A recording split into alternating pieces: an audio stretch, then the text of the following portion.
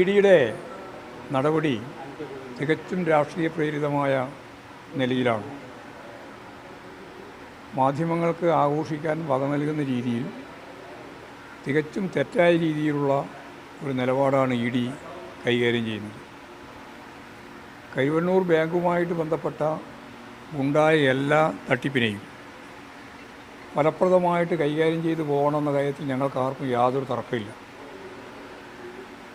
അതിനു പകരം ഇവിടെ വിവിധ പ്രതിപക്ഷ നേതാക്കളെയും പാർട്ടികളെയും രാഷ്ട്രീയമായ കാരണങ്ങൾ കൊണ്ട് പ്രതി ചേർക്കുന്ന നിലപാടാണ് ഇ ഡി സ്വീകരിച്ചുകൊണ്ടിരിക്കുന്നത് എന്ന് നമുക്ക് മുമ്പ് തന്നെ അറിയാം.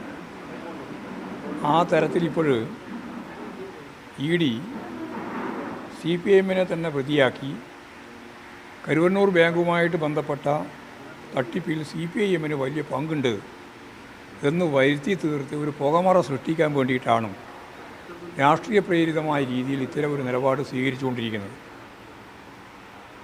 അതിൻ്റെ വിവരങ്ങളൊന്നും പൂർണ്ണമായിട്ട് ഞങ്ങൾക്ക് കിട്ടിയിട്ടില്ല.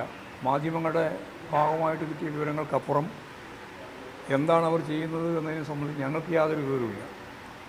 മാധ്യമങ്ങൾ പറയുന്നത് തന്നെ ശ്രദ്ധിച്ച് നോക്കിയാൽ ഞാൻ ആദ്യം വിചാരിച്ചത് കഴിഞ്ഞ തെരഞ്ഞെടുപ്പിൻ്റെ ഭാഗമായിട്ട് 1 കോടി രൂപ ബാങ്കിൽ നിന്ന് വിഡ്രോ ചെയ്തതിൻ്റെ ഭാഗമായിട്ടുള്ള പണം അത് സംബന്ധിച്ചുള്ളൊരു പ്രശ്നമായിരുന്നു അന്ന് ചൂണ്ടിക്കാണിച്ചിരുന്നത്. അതപ്പോൾ അവർക്ക് കൃത്യം തിരിയില്ലാതെ അവർ ഒഴിവാക്കേണ്ടി വന്നു. അത് കേസിൻ്റെ ഭാഗമായിട്ട് പോവുകയും ചെയ്യാം. ഇപ്പോൾ പറയുന്നത് തികച്ചും വ്യത്യസ്തമായ ഒരു കാര്യമാണ്. അതായത് പാർട്ടി സംസ്ഥാനത്തുടനീളം branch, local committee, area committee ഉൾപ്പെടെയുള്ള നിരവധി ഘടകങ്ങൾക്ക്, 10,000-കണക്കിന് ഘടകങ്ങൾക്ക്, 1, 2, 10, 100 ആയിരക്കണക്കിന് ഘടകങ്ങൾക്ക് സംഘടനാ പ്രവർത്തനത്തിൻ്റെ ഭാഗമായിട്ട് ഓരോ ബ്രാഞ്ചിനും ലോക്കലിനും ഒക്കെ യഥാർത്ഥത്തിൽ ഓഫീസും സൗകര്യങ്ങളുമുണ്ട്. അതിപ്പോൾ തുടങ്ങിയതൊന്നുമല്ല, എത്രയോ പതിറ്റാണ്ടുകളായിട്ടുള്ളതാണ്.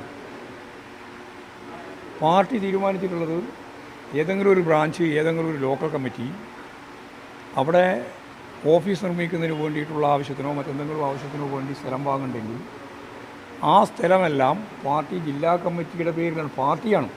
പാർട്ടി ജില്ലാ കമ്മിറ്റിയുടെ പേരിലാണ് രജിസ്റ്റർ ചെയ്ത് വാങ്ങുക. അപ്പോൾ ഏത് ബ്രാഞ്ച് ഓഫീസിൻ്റെ രേഖ എടുത്ത് പരിശോധിച്ച് നോക്കിയാലും അത് ഡി സിൻ്റെ പേരിലായിരിക്കും.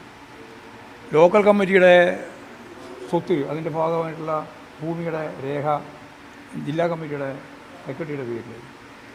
ഇതൊരു സ്ഥിരമായിട്ടുള്ള ഏർപ്പാടാണ് കേരളത്തിലുടനീളം. എല്ലാ ജില്ലകളിലും അങ്ങനെയാണ്. ഇവിടെ ഏതോ ഒരു ബ്രാഞ്ചിൻ്റെയോ അല്ലെങ്കിൽ ലോക്കൽ കമ്മിറ്റിയുടെയോ ഓഫീസ് നിർമ്മാണവുമായിട്ട് ബന്ധപ്പെട്ട് അവിടെ ഉണ്ടായിരുന്ന അക്കൗണ്ട്, ആ അക്കൗണ്ട് മരവിപ്പിക്കുന്നു എന്ന രീതിയിൽ അല്ലെങ്കിൽ അതിൻ്റെ ഭാഗമായിട്ടുണ്ടാക്കിയതാണ് ഈ ഓഫീസ് എന്ന് പറഞ്ഞിട്ട് ഓഫീസ് പിടിച്ചെടുക്കാനാണ് ശ്രമിച്ചുകൊണ്ടിരിക്കുന്നത്. തികച്ചും തെറ്റായ രാഷ്ട്രീയ പ്രേരിതമായ വേറെ ഒരു കാര്യവും അവർക്ക് പറയാനില്ലാതിരിക്കുമ്പോൾ സി പി എമ്മിൻ്റെ മേലെ പഴിയാരി രക്ഷപ്പെടാൻ വേണ്ടിയുള്ള ബോധപൂർവമായ പ്രവർത്തനമാണ്. രാഷ്ട്രീയമായ പ്രതികളോട് എല്ലാ പ്രതിപക്ഷ പാർട്ടികളോടും അവരെടുത്തുകൊണ്ടിരിക്കുന്ന നിലപാടിൻ്റെ വേറൊരു പതിപ്പാണ്. ഒരു തെളിവും കിട്ടാതിരിക്കുമ്പോൾ തെളിവ് എന്ന് പറഞ്ഞിട്ട് തികച്ചും തെറ്റായ രീതിയിൽ കാര്യങ്ങൾ അവതരിപ്പിച്ചുകൊണ്ടിരിക്കുന്ന ഒരു സമീപനമാണ് അവർ സ്വീകരിച്ചുകൊണ്ടിരിക്കുന്നത്. അത് രാഷ്ട്രീയമായിട്ടും നിയമപരമായിട്ടും നേരിടും. ഒന്നും കണ്ടില്ല, ഒരു കാര്യവും കിട്ടിയില്ല, അറിയിച്ചില്ല. പാർട്ടിക്ക് ഇതെന്ത് വന്നെന്ന്, ഏതോ ബ്രാഞ്ച് ഉണ്ടാക്കിയിട്ടുള്ള ഓഫീസ്, ഏതോ ലോക്കൽ കമ്മിറ്റി ഉണ്ടാക്കിയിട്ടുള്ള ഓഫീസ്, ആ ലോക്കൽ കമ്മിറ്റി ഉണ്ടാക്കിയ ഓഫീസ് ലോക്കൽ കമ്മിറ്റി ഫണ്ട് പിരിച്ചിട്ടല്ലേ ഉണ്ടാക്കുന്നത്. അവർ രേഖ വാങ്ങുമ്പോൾ, അതായത് സ്ഥലം വാങ്ങുമ്പോൾ പാർട്ടിയുടെ പേരിലാണ്, ജില്ലാ കമ്മിറ്റിയുടെ പേരിലാണ് യഥാർത്ഥത്തിൽ രജിസ്റ്റർ ചെയ്യുന്നത്. എല്ലാ രേഖയും അങ്ങനെയാണ്. അപ്പോൾ ഇതൊക്കെ തോന്നിയാസം കളിക്കുകയാണ്. യഥാർത്ഥത്തിൽ സംഭവം വെറും രാഷ്ട്രീയ പ്രേരിതം മാത്രമല്ല, തോന്നിയാസം. എന്തു ചെയ്യാൻ ഞങ്ങൾക്ക് അവകാശമുണ്ട് എന്ന ഒരു ഫാസത്തിലേക്കുള്ള യാത്രയുടെ അവർക്ക് ഇപ്പോൾ മതിയായിട്ടില്ല. അതിനെ രാഷ്ട്രീയമായി നേരിടും, ശക്തിയായിട്ട് ഞങ്ങൾ നേരിടും, അതുപോലെ നിയമപരമായിട്ട് നേരിടും. രണ്ട് തരത്തിലുള്ള നിലപാടാണ് ഞങ്ങൾ സ്വീകരിക്കുന്നത്. അതെ. സി പി എമ്മിനെതിരെ എങ്ങനെ സി പി എമ്മിനെതിരായിട്ട് വരാനാണ്?